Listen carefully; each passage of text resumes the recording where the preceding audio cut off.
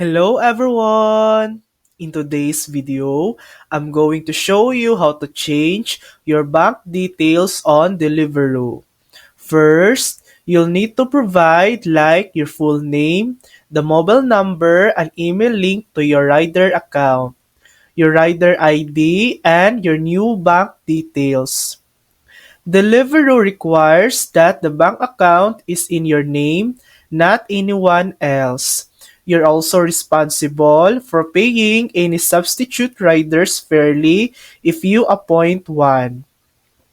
Once you fill out all the details, submit the form through Deliveroo's official Contact Us page. Deliveroo will update your payment information and confirm when the changes are applied.